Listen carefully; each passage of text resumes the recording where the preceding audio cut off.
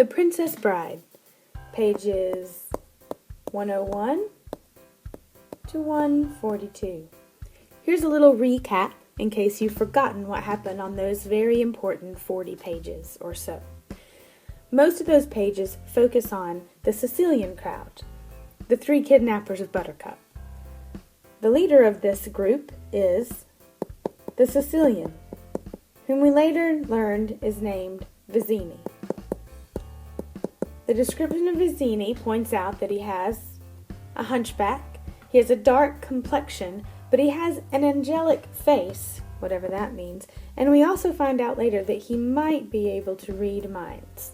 But we're not sure. At least Buttercup thinks he can.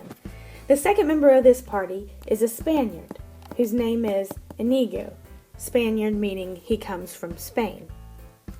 He's good with a sword, and he has 2 scars on his face.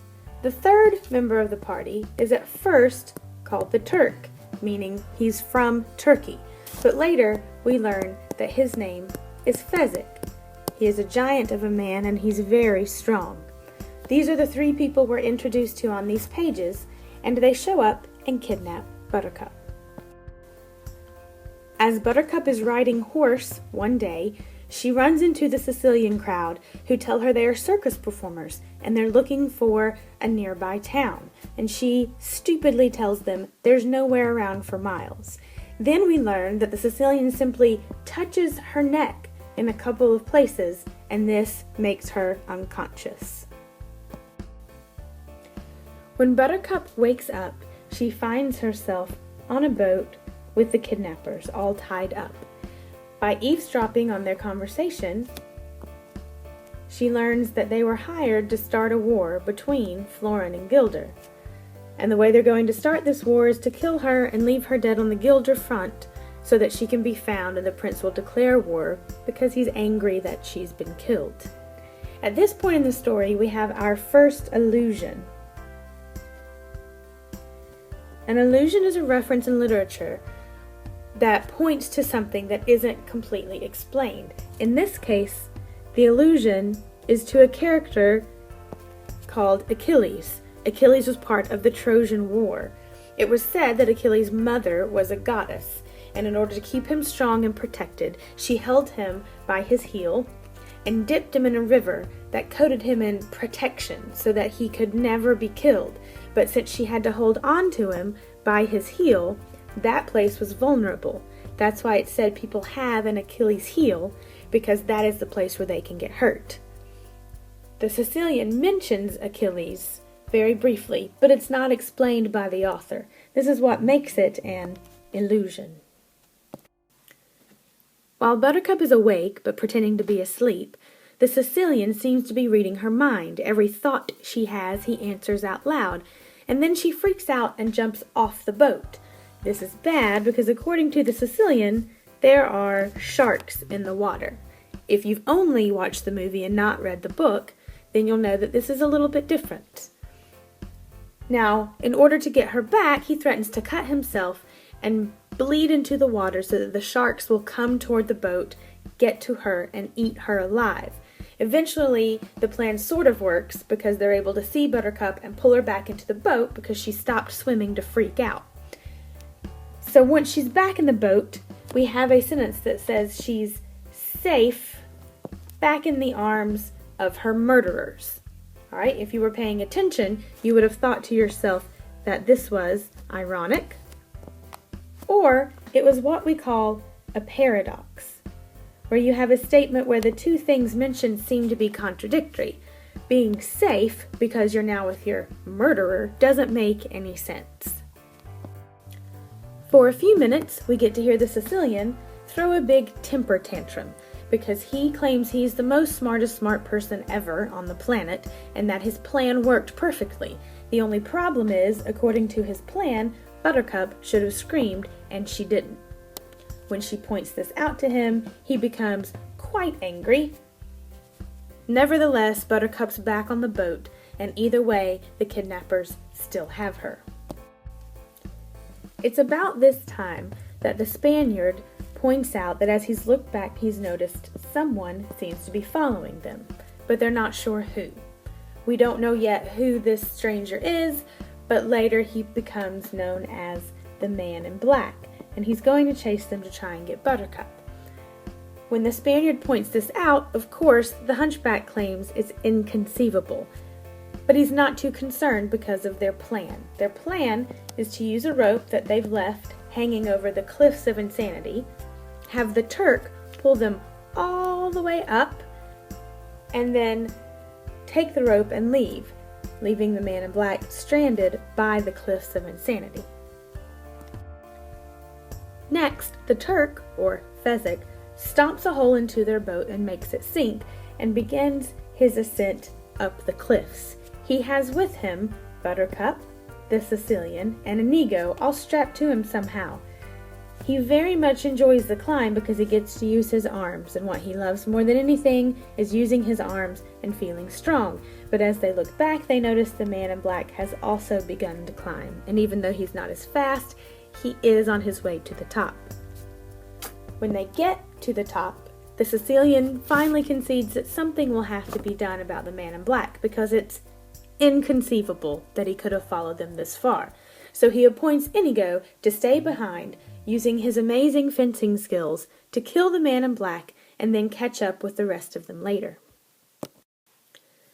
Next we get our first backstory about a major character.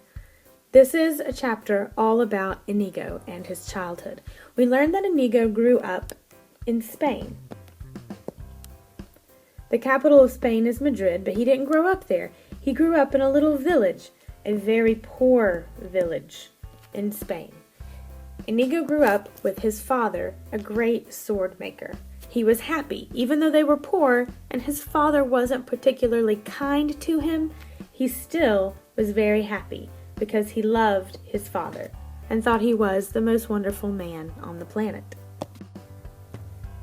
Inigo's father had a fat friend named Yeasty.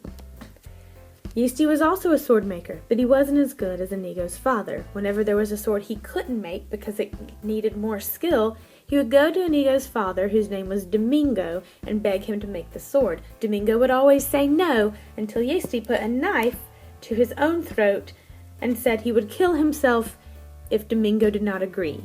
They'd drink some more tea, and finally Domingo would agree to make the sword. Here we have yet another instance where it's pointed out that the fight is what kept them going. It says in the book that arguing was all they ever did, and yet Yeasty and Domingo are best of friends. Domingo is a very interesting character. He lives in a very poor village, even though he has a great skill that could earn him a lot of money if he were to come to Madrid like Yeasty wants. But he refuses, and he explains that there are things Yeasty wants that he doesn't. For instance, Domingo is not interested in being famous, being a star sword maker. We also learn that unlike every other person in the world, Domingo Montoya is not interested in making money. What he wants more than anything else is to be an artist. Of course, he doesn't want to be that kind of an artist. He wants to be an artist sword maker. He wants to make the best swords, the most beautiful swords. More than anything else, however, he wants a challenge. He wants someone to come to him with a sword that seems impossible to make. That challenge finally presents itself when a nobleman arrives in Domingo's village and requests a sword. This nobleman happens to have 6 fingers on his hand, which means a sword that would be perfect in balance and size would be almost impossible to make. In fact, Domingo says it's not possible, but he accepts the challenge, takes on the job, yet refuses payment until it's finished. After years of trying, he makes what he believes to be the perfect sword for the nobleman, but when the nobleman shows up to collect his sword, he claims the sword is not perfect. He'll only pay a little bit for it. When Domingo argues with him, the nobleman kills him instantly. Inigo is only 10 years old when he sees his father get killed right before his eyes. He's so enraged that he grabs the sword and attacks the nobleman, who of course could have killed him easily, but instead chooses to cut his face deeply and leave scars on his cheeks, and then the nobleman leaves. Since he has no other family, Inigo goes with Yeasty back to Madrid to stay with him. Yeasty cares for him like a son for a couple of years, and then one morning, Yeasty comes into Inigo's room to find a note saying that he is left to go learn. Yeasty can't imagine what he wants to learn at the age of 12, and what's really incredible is that even though he's talked about Inigo as if he's his son, he just sort of shrugs his shoulders and says, "Oh well." Inigo's gone for many, many years. When Inigo finally comes back, he explains to Yeasty that he was trying to be the best sword fighter that he possibly could, and he details all the things he did for all the hours he was gone. He was actually gone for many years. The first thing he did was to lay out how many hours he probably slept while he was gone. The next thing he did was to explain that he practiced squeezing all different sizes of rocks so that his hand could be perfectly strong for holding swords. The third thing he did was practice footwork. He would shuffle back and forth so he could practice perfect fencing maneuvers. He also practiced running. And lastly, he actually practiced swordplay. He assumes that he spent about 50,000 hours on this last one. He's finally returned to Yeasty to see if he is a good sword fighter. Yeasty and Inigo go out into Yeasty's courtyard, and even though they don't actually duel, Yeasty is just calling out attacks that someone might do because Yeasty's grown so fat he can't actually fight. He does assess that Inigo has become what's called a wizard. A wizard is a rank above master in swordsmanship. It's the highest rank you could possibly get, and now Inigo has it. Inigo spends several years looking for the nobleman who murdered his father, all the while perfecting his swordplay skills, but he can never find the nobleman. He becomes too good at fencing, no one can defeat him, and he becomes a drunkard, drinking too much wine, because the wine made him feel better or made him forget that he was a great disappointment to his father.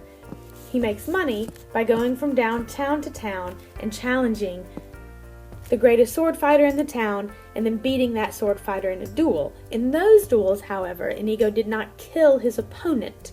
He simply bested him to prove he was the better fighter, collected his money, and then went and got drunk. We learn that when the Sicilian found Inigo, he was completely drunk and hopeless. So, the hunchback Sicilian decides they should get together with Fezzik and form a criminal gang. And that's what they've been doing ever since, trying to earn money by breaking the law.